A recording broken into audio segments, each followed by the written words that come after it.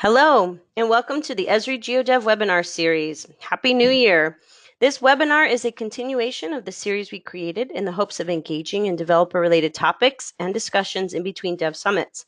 We just completed a Dev Summit in Dubai and now have a couple of developer summits coming up, one in Washington, D.C. on January 31st and one in Palm Springs, California, March 5th through 8th.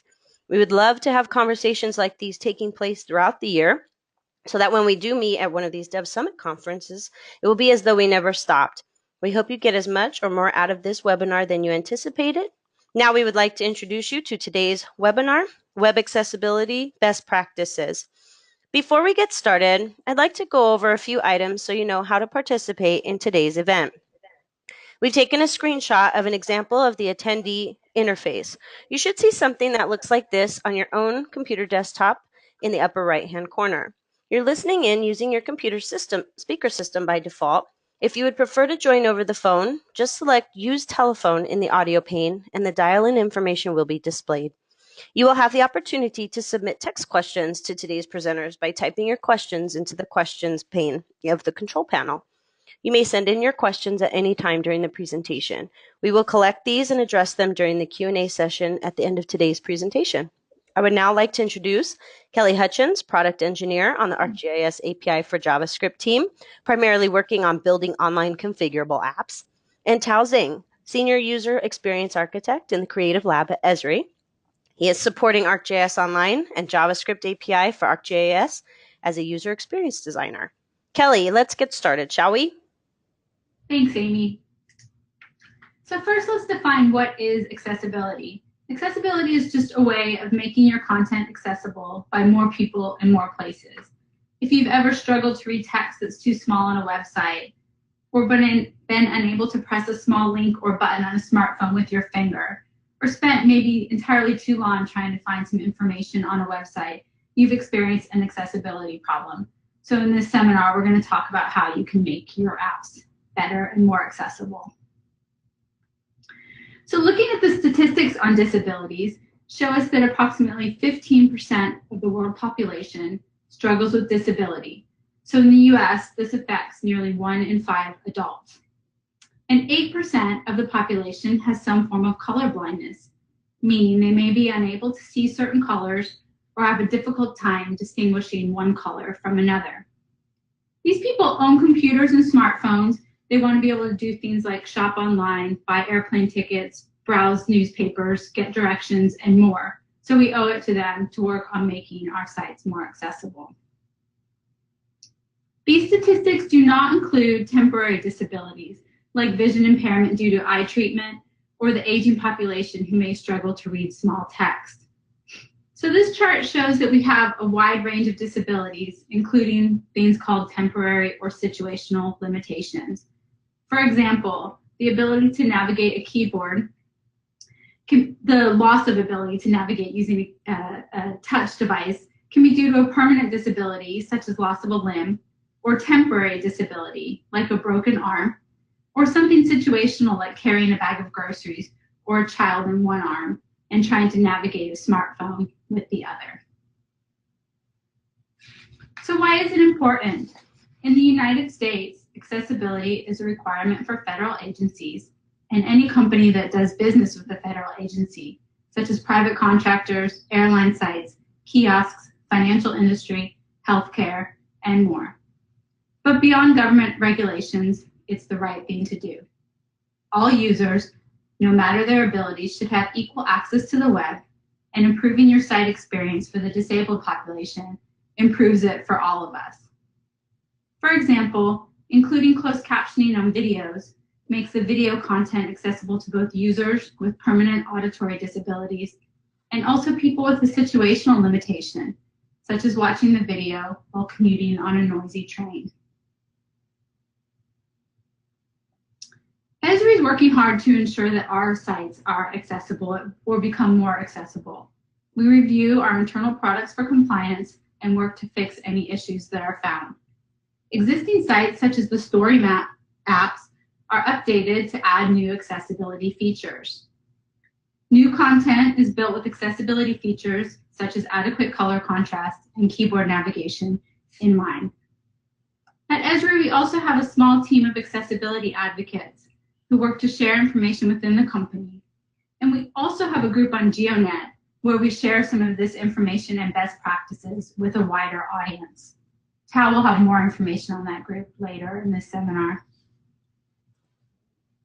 Let's look at this or define this word WCAG. It stands for Web Content Accessibility Guidelines, and it's an international standard for helping make web content accessible.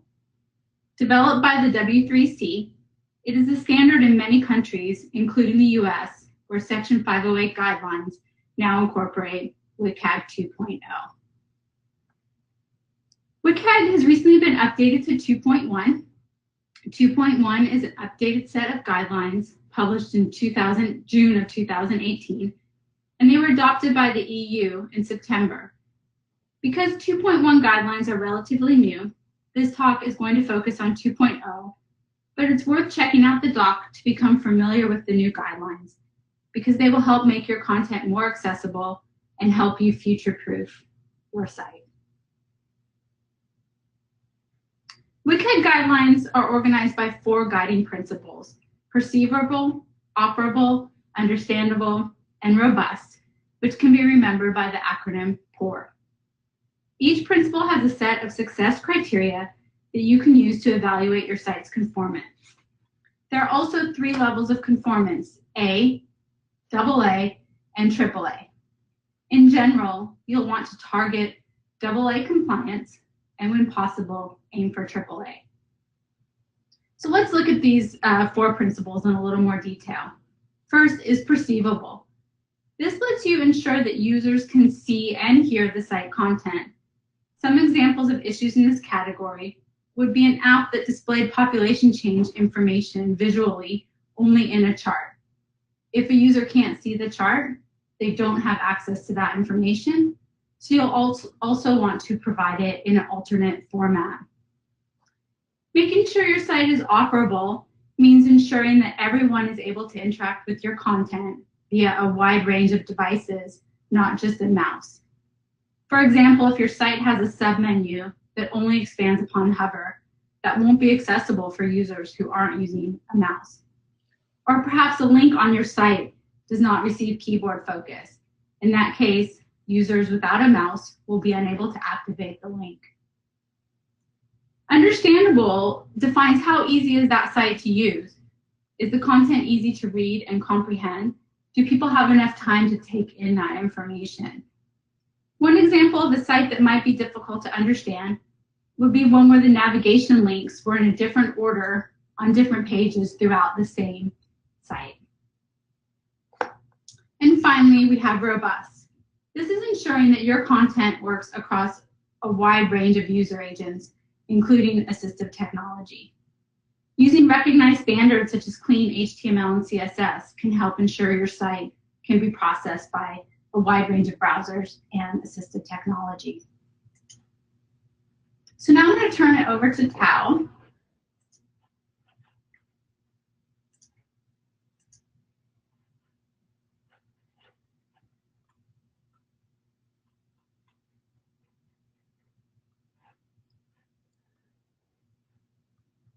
Kelly, are you changing me to? I am. Sorry, it was the long list of people. I have to fix that. You should be getting it now. Okay, cool.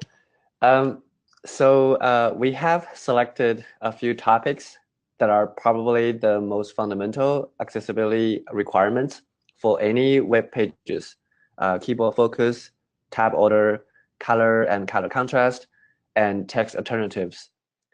These are great foundations to start learning about accessibility. They are easy to relate to and test, and they benefit virtually all users.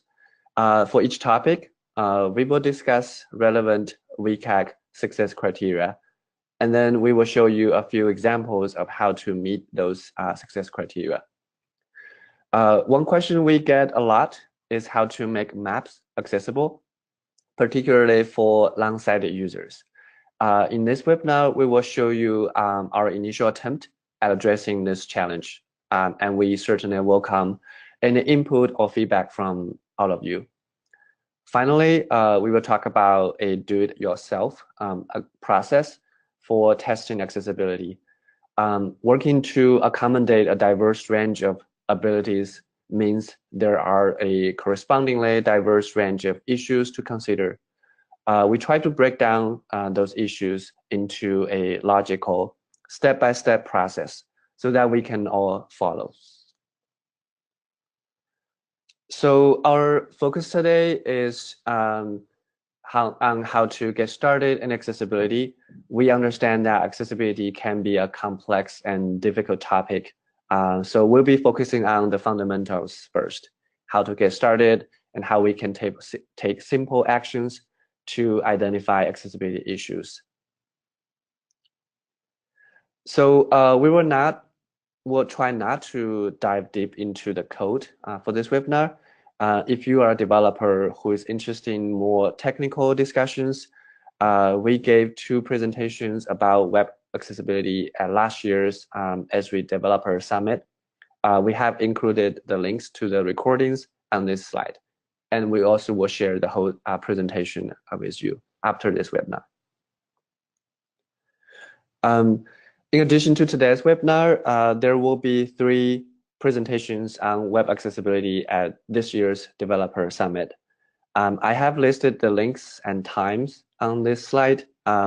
Even though some of the titles are the same, we will present new content for the presentations. So looking forward to that. If you are planning to attend the Developer Summit this year, we hope to see you there at these presentations.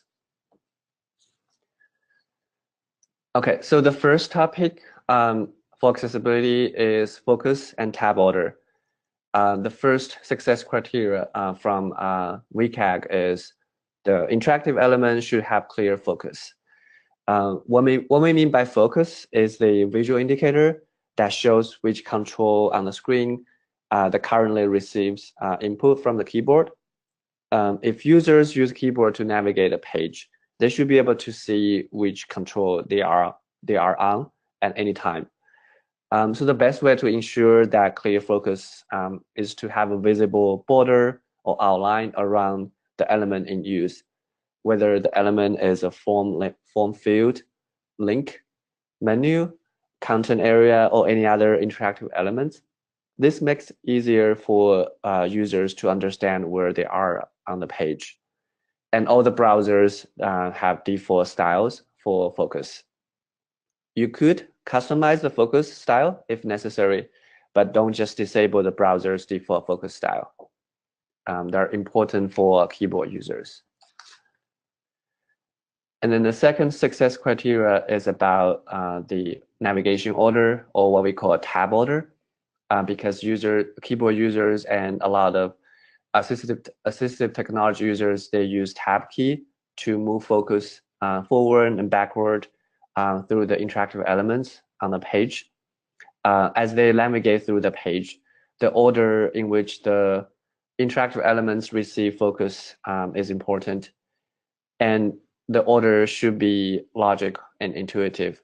For example, in English, we read from left to right and from top to bottom. So the tab order or the navigation order should follow that visual flow of the page. Again, from left to right, from top to bottom. And we should let the web page's source code determine the tab order. I should probably also point out that letting the keyboard focus jumping around on the page is not only an accessibility issue, but also a usability issue. It just makes using the keyboard to work with the page a lot harder than necessary. So the next success criterion is about providing the same functionalities for keyboard users. Many people use keyboard to use a web page. Some of them may have some kind of motor impairment, so they cannot use mouse, but a lot of users are just power users who are faster with the keyboard. Like mouse users, keyboard users should be able to use forms, menus, or any other functionalities on a web page. And the last WCAG success criterion is about what we call a keyboard focus trap. A keyboard trap occurs when the user can get into a subsection on a web page by using the keyboard, but the user cannot get out of that subsection through the keyboard. So that means that some of the functionalities of the page may not be available to the keyboard users. There is, however, a exception of this rule. It's whenever we show a modal dialog to the user, the dialog needs to trap the user as keyboard focus until the user chooses to close the dialog. This is because the dialog introduces a new workflow to the user, and the dialog needs the user's input to complete the workflow before the user can move on to other parts of the page.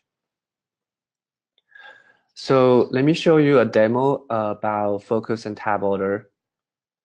So this is a JavaScript API app that we made. You can see that my focus right now is on the print widget button. If I press the Enter key, my focus moved away. If I press the Enter key, I expand the panel, and then I press the Tab key. I can move my focus from top to bottom to all the form fields. I can use the arrow key to change to a different file format. I can tap to the advanced options and expand that option. I can use the space key to check the checkbox. As I move along, when my focus is on the button, I can use the Enter key or the space key to click the button and then to get the export from the map. And then I can also use Shift and Tab key to move focus back. So every interactive element has clear focus. This is the Chrome browser's default style, but you can have a custom style if necessary. And then the order of the focus is logic. It follows the same visual flow of the panel. And the next demo is a modal dialog example. So when the dialog shows up, the focus is kind of trapped in the dialog as I cycle through the focus. And then when I close the dialog, the focus is returned to the button that opens the dialog. So I can continue my work on the page.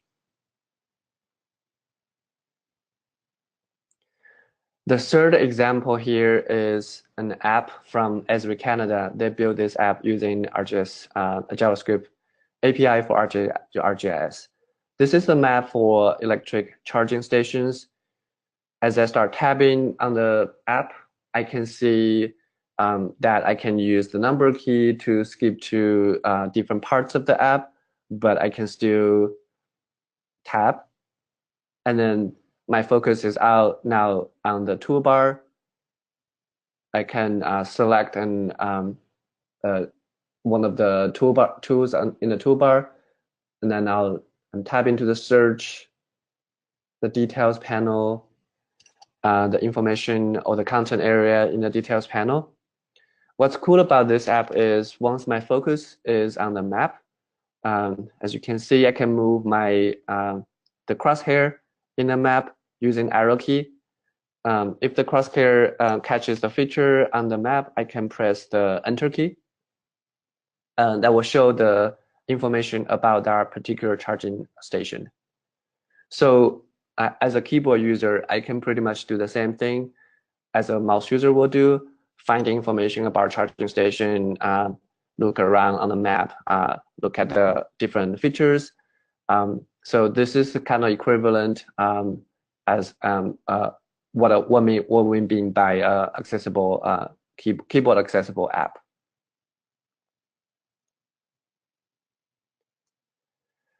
So to test focus a tab order and make sure your apps or websites are keyboard accessible, the first step is probably the easiest one, is just to tab through the page and see if you can set focus to all the interactive elements like buttons, links, menus, form fields, different types of controls.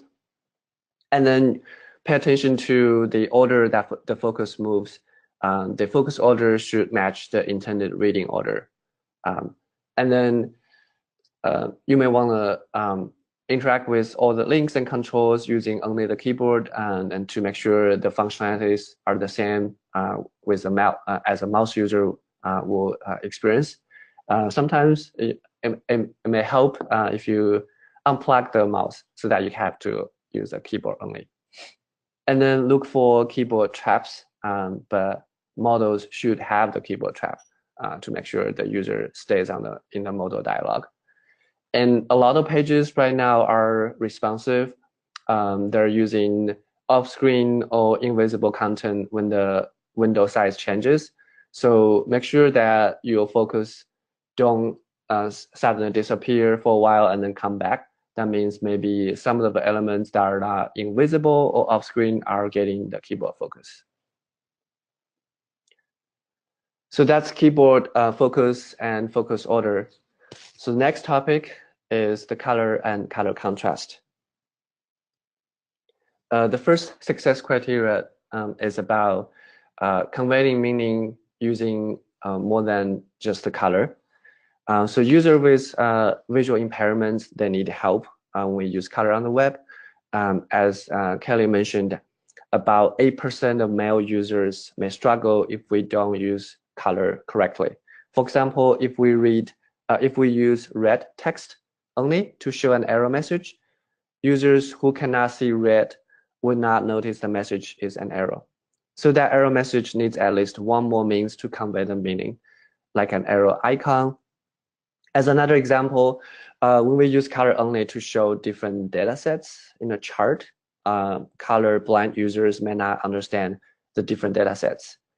We should probably add clear labeling and patterns to those data sets in addition to colors. And then, so this guideline is not about removing color from our web pages or making web pages black and white.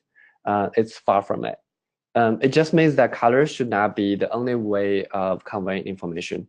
Adding additional ways of conveying the same information in a lot of cases not only improves accessibility, but also the overall user experience.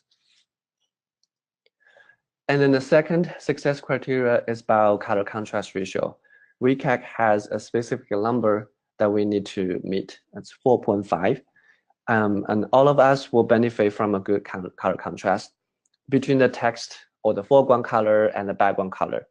For users with visual impairment and low vision, the good contrast is really essential. To demonstrate that, let me jump to another app here. First, look at the information panel in the lower right corner. The background color is kind of dark blue. As you can see, the title population change is in white text. It has a pretty good color contrast, but the body text is using dark black. So you can see the color contrast ratio is probably not that great. We'll talk about how to calculate the color contrast ratio, but in a lot of cases, by just looking at the text and its background color, you can kind of assess how what the contrast is. And then if we click on the feature or an area in the map, we see that we are using the red text to show kind of the decrease of the population. But in addition to that, we also have a down arrow, red down arrow to show the decreasing trend. So that this is what we mean by conveying information not using color only, but adding an additional ways to convey the same information.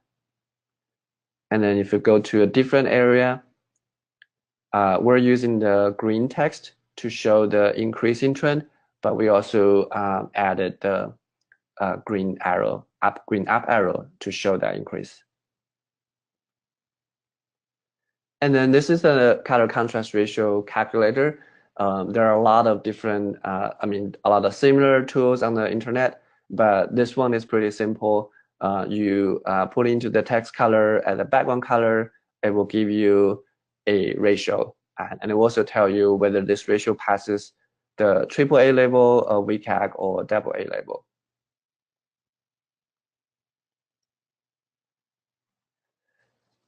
And just a kind of a design tip here, when using white text on a color background, it's sometimes hard to achieve a good color contrast. You may be surprised at how dark you need to go to meet the 4.5 contrast ratio. But this can create hierarchical issues when those elements are not supposed to be the focus of the page. Dark color background naturally attracts people's attention. So from the design perspective, you can solve this problem by flipping the color contrast. Instead of using light text on the dark color background, use dark color text on the light color background. The color is still there to help support the text, but it's way less prominent and does not interfere as much as the other parts of the page. And then for testing color or color contrast issues, first, we have to manually look for content differentiated by color only. Especially error messages or where we show changes of information, that's where using color only is not enough for accessibility. And then if you're not sure, use a contrast ratio calculator, and then by putting the background color and the foreground color in the calculator, you get a exact measure of the color contrast ratio. And some of the tools may even suggest a better color to meet the AA or the 4.5 color contrast ratio requirements. Lastly, a lot of the automated testing tools can also report color contrast issues. One of the tools is X. It is a Chrome and Firefox plugin you can install, and it will scan the page and look for color codes and then calculate the color contrast ratios for you. We'll demo the next later in this webinar. So the third topic is text alternatives. I'll move my presentation to Kelly. Yes, it's a long list of users, Kelly. Thanks, Cal. So now we're going to talk about text alternatives. We need to provide text alternatives for all non-text content, such as images. This is done using the alt attribute for an image element. Alt text is used when an image doesn't load or is disabled, and it's also read by a screen reader to provide visually impaired users with information about what the image shows. So we're going to look at two demos.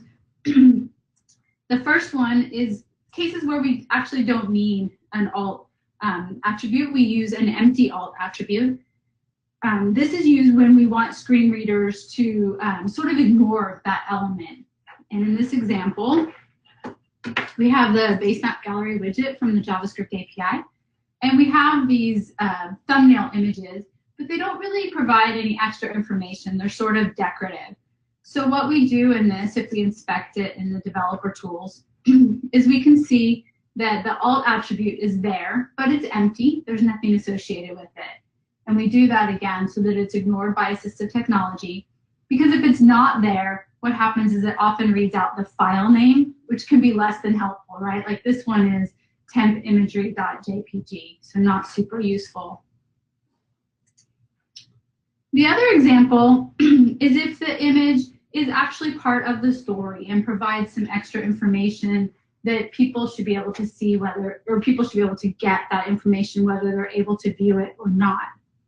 So an example of this is a story map. This is one on Martin Luther King. And there's a bunch of images in here. If we look at this image, we can see that there's a caption. This caption will be read by assistive technology saying that this house is Martin Luther King's childhood home.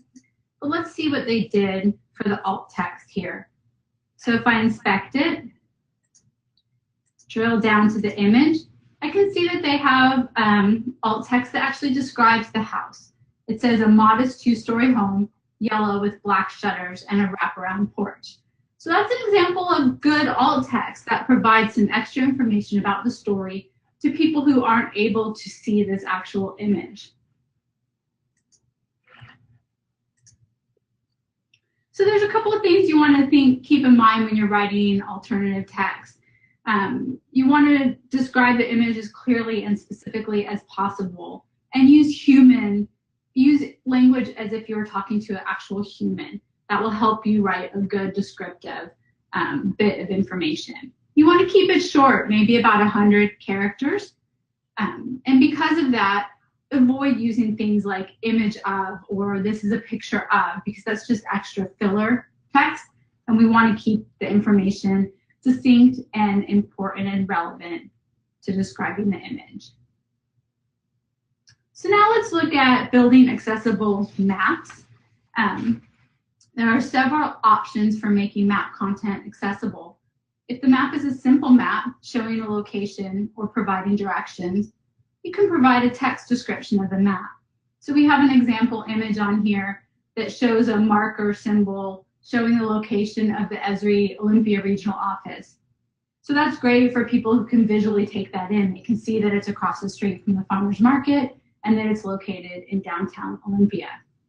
For those who aren't able to see that image, we provide alternative text below it that provides the same information in a form that's available to assistive technology. So here we say the Esri Olympia Regional Office is located at, we give the address, and we also provide some context saying it's across the street from the farmer's market. You can also, if the map is more complicated, maybe it shows a bunch of features, you may want to look at providing that information in an alternate form like a list or a table that's also accessible to assistive technology. The map view from the Esri JavaScript API out of the box allows you to navigate through the map using the arrow keys to zoom in and zoom out. You can also use, plus and minus to zoom in and zoom out, and the arrow keys to move the view to the left, right, up, or down. There are also some keys like N, A, and D that can be used to adjust the viewpoint north, rotate the map counterclockwise and clockwise. So keyboard accessibility is available for both the map view and scene view. You can check out the JS API help for more information. So here we have an example of an application that's built on the JavaScript API. We've extended the out-of-the-box map navigation to create this keyboard accessible map prototype available on GitHub. We welcome feedback on the app, so please use the demo app available on the site, play around with it, and feel free to create GitHub issues for any enhancement requests or issues you may find. The source code is also there, so if you're a developer, feel free to download it, submit pull requests if you think you can make it better. We appreciate that. So next we're going to look at a video of how using the app works with a screen reader. In this case, we're using VoiceOver on Mac. When the accessibility features are enabled, a box is going to appear at the bottom of the map and display a numbered list of features that exist within the search rectangle. You can use the arrow keys to navigate around the map to change the search rectangle to different areas to select different features. Pressing the number associated with the feature will display and read the pop-up content for that feature. We also have keyboard shortcuts, so if you want to return to the home location, you can do so. You can also press the I key, which performs a reverse geocode and reads out details about that current location. So let's play this video. VoiceOver on Safari. A11 white map window has keyboard focus. You are currently on a web application. Enable keyboard navigation button. You are currently on a button. To click this button, press Control Option Space. Web application. Use the arrow keys to navigate the map and find features. Use the plus key to zoom into the map and the minus key to zoom out. For details on your current area, press the I key. Press the H key to return to the starting map location. 1. Summit Road. 2. Flagstaff Summit East. 3. Settlers Park. 4. Centennial. 5. Chopaqua. 6. Enchant Mesa. 7. Gregory Canyon. 9. See more results. You are currently on an image. Panorama Point. 7. Crown Rock. 9. See more results. Settlers Park. 2. Centennial. 3. Halfway House. Web application collapse. Web dialog. Centennial Trailhead is located at 301 Sunshine Canyon Road at an elevation of 5,552 feet. Horseback riding is not recommended on this trail. ADA accessibility for this trail is rated as difficult. Dogs allowed. Yes, biking allowed. No picnic tables available. Yes. You are currently on the web dialog. collapse button, banner, dock button. You are currently on a button. To zoom to button, collapse, web application, Centennial. You are currently in a group. To exit this group, press Control, Option, Shift, up arrow. Voiceover off. Okay, so we saw the demo of how it worked with assistive technology to make that map accessible. So now I'm going to turn it back over to Tao to talk about accessibility testing. See if I can find his name a little faster this time. Yes, thanks, Kelly. Sorry, it's frozen on me, the GoToWebinar. I don't know if Amy can change it. I was able to do it. Thank you. Okay, great. So we recommend a 4-step process to test accessibility of web applications. These 4 steps are automated test, keyboard test, screen reader test, and color test. This is also the process we follow at Esri. It breaks down the testing into a logic flow and minimizes the switching between different types of tests that we need to do. So the first test is the automated test, and we recommend the Axe plugin. So this is the homepage for Axe, and you can download the plugin for Chrome or Firefox. Axe tests the rendered page in Chrome and Firefox. It reports any violations against a set of accessibility rules and best practices. A big advantage of Axe is that it is relatively conservative compared to a lot of other testing tools, meaning that it will tend to report less false positives, and Axe itself is accessible. Keyboard users and non-sighted users should be able to use Axe to do automated tests. So let me quickly show you a demo how to use Axe to scan a page and test accessibility issues. So this is another web application that we made for this webinar. We intentionally add a few accessibility issues. So if I go to the developer tool here, and if you install Axe, there will be a new tab here. And then all you need to do really is just click on the Analyze button here. It will scan the page and report issues. It kind of categorizes the issues by different, the nature of the issue.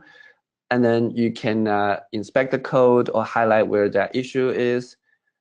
For this case, the search parks, that text label has some accessibility issues, and it will provide a description of the issue. And this one is the color contrast ratio is not enough. And we'll give you the location, the source code, and then you can click on the Learn More, and it opens an article about the color contrast ratio, a lot more details, and then this is really a good learning source if once you start playing with the Axe a little bit more. Axe even provided the color contrast ratio calculation, and it will sometimes it will give you a suggestion about how to fix this issue. So that's the using Axe. There's a lot of issues that Axe can report. So I definitely encourage you to use the Learn More link to look at the details and see why that is an issue, and then kind of use that as a learning tool, if you will, to learn more about accessibility. And then the second step is the keyboard test. This means using the tab key or the shift tab key to move focus on the page, using the enter key to click links, enter or space key to click buttons, and some of the interactive elements like menus, tabs, or drop-down list may require using the arrow keys. But really, those are the keys that you need to test the web page using keyboard. Try to interact with the page using keyboard only to see if you can use the same functionalities as mouse users. And then if an interactive element does not have keyboard focus or it cannot be tabbed to, there's a keyboard accessibility issue. If the focus jumps around on the page, that's also the tab order or the focus order issue. So the third step is the screen reader test. A screen reader, like in the what we have in the video that Kelly shows, is a generic term for a program that helps the blind user use computer. The screen reader will read the content of a page to the blind user. A blind person using the screen reader experience the website linearly, so one bit at a time. So if an element does not have enough information for the screen reader to read what it is, then the blind user may have difficulty understanding what the element is meant for.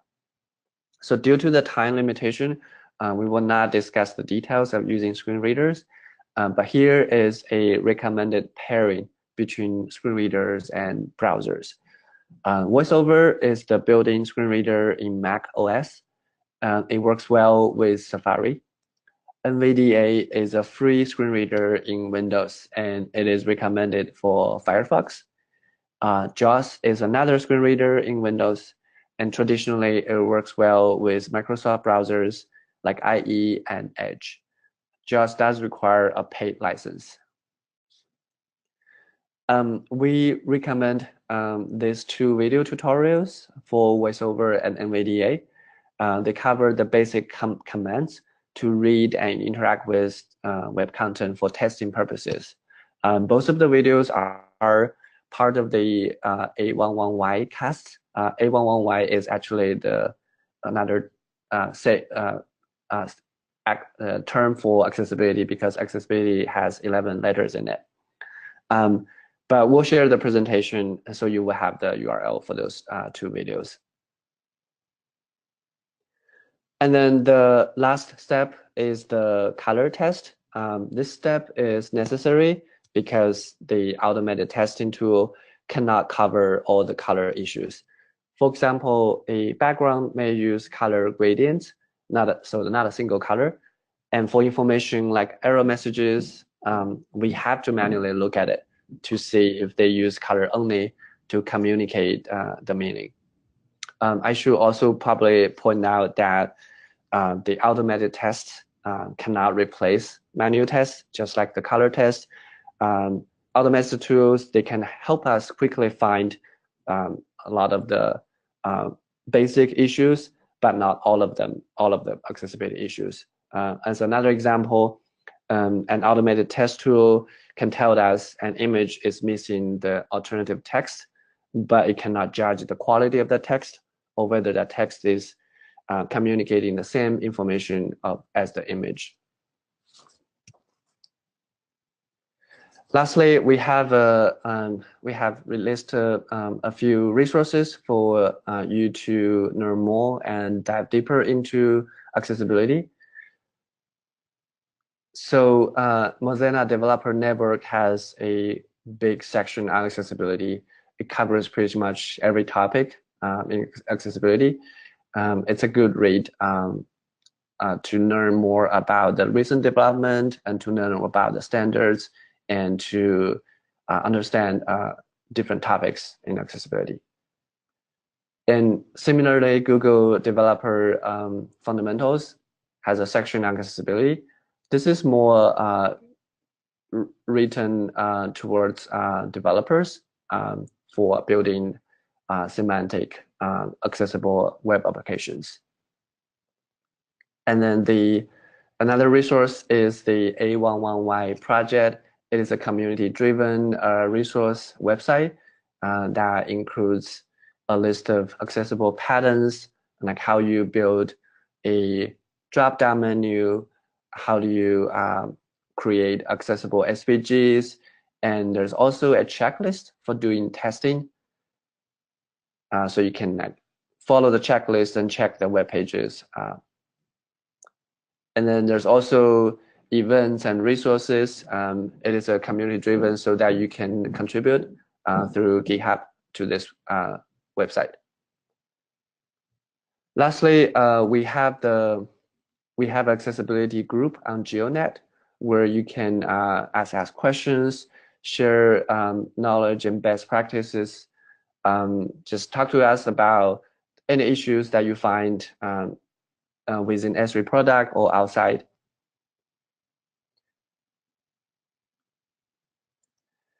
And we do have another survey for ArcGIS Online. So if you are ArcGIS Online user, feel free to fill in this survey to help us prioritize our accessibility efforts within ArcGIS Online.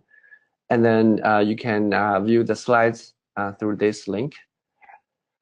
That concludes our presentation. We will now move over to Amy for questions. Thank you, Tao. We're now going to begin answering the questions submitted during today's presentation. We've received a few and we'll try to get through as many as possible, but whatever we do not get through today, we will address in a GeoNet blog post after this webinar. As a reminder, you can still submit questions through the questions pane in your attendee control panel. So let's start. Our first question is the color contrast 4.5 to 1 a level AA or level AAA ratio? I think it's double A. Double A or level AAA ratio? Yeah. So it was the answer was double A. Oh, okay. Sorry. Thanks. 4.5 is double A. Thank you. And the second question, where do I find the color contrast calculator? The website we use is contrast-ratio.com. But if you do a Google search and say color contrast ratio calculator, you get a lot of results. I think most of them are like they work the same way. You just need to plug in the foreground color and the background color. It will give you a results. Great. Is there a screen reader for Chrome? Yeah, there's an extension called Chrome Vox, VOX, that people can enable for the Chrome browser. Awesome. Are there any kinds of accessibility design considerations specific to live streaming data or frequently changing maps? This is a good question. I think from a technical perspective, there's the area live. It is a role that you can add to a part of the page if the content in that part updates, and supposedly it will notify the assistive technology that the content will change when the change happens. But in our practice, it doesn't work particularly reliably, I guess. Kelly, do you have any other insights on that? Yeah, I guess the only thing I would add is that in the GitHub repository for the accessible map, we use ARIA Live in that application. It is a little tricky, but it is an option, and there's a demo in that application that shows how to use it, or code in that application that uses it. Yeah. And that's all available through the slide. If you go to the slides link, right, how they can access all the slides and get access to all the links to the demos and content that we showed. Great. Would you say that using the story map templates are the best tool for ensuring your maps and apps are accessible? Well, I think that we're trying hard to ensure that all of our configurable apps available through ArcGIS Online are accessible. There are some issues that we're still working to address with all of them. So we encourage people, if they find accessibility problems, to submit issues through support or let us know, and we'll try and get them resolved. All right, thank you. Does AX work with all types of story maps? I think so. Because Axe will scan the rendered page in the browser, so it doesn't matter what the content is in the browser. But sometimes, if the page is relatively, or I would say not relative, if the page is written in a way that prevents the Axe scan the code, you may have some issues. But we haven't really encountered any particular significant issues with Axe. It works reasonably well. All right, great. Are all of these principles you discussed built into the existing web apps and maps in ArcGIS Online? I'm wondering in case non-developers wish to make the maps accessible. Yeah, so I think this goes back to the other question about the story map apps. So all the configurable apps in general, we are working to make them accessible, and we're working to follow all these guidelines, and we're running diagnostic reports and fixing things when possible. So it's something that we care about. And again, if you find issues, please submit them and we'll work on addressing the problems. All right. How do WCAG guidelines apply to the map art/graphics itself, as opposed to the web interface elements? Well, I mean, you want to take it into account. So if you are using particular colors for your renders, you want to think about meeting these color contrast guidelines, and you can use the same color checker that Tao pointed out earlier to check your, render your symbology colors against base map background colors and ensure that they meet requirements. Same thing with your logos. I think if I understood the question, I don't know, Tao, if you have more to add. If it's printed map, yeah, probably the color contrast ratio or the not using color only to convey the information are probably the kind of the biggest concerns there. If it's a digital map, make sure you meet again the color requirement, but also adding the keyboard functionalities like we have through the JavaScript API will be good for keyboard users. And we have the accessible map prototype that you can use or maybe adapt for screen reader use, but it's still kind of in the early development stage. Hopefully we'll have more progress in that direction in the near future. All right, perfect. Does Esri have guidelines for making maps or map layers that comply with WCAG guidelines, such as 1.4.1, use of color, and 1.4.3, contrast, like with choropleth maps? We don't have any specific guidelines. I think that the WCAG documentation, applies to all of that. So I would become familiar with the criteria that are outlined there. Okay, great. Yeah, and then we do have a set of accessible color ramps, I think, in our smart mapping.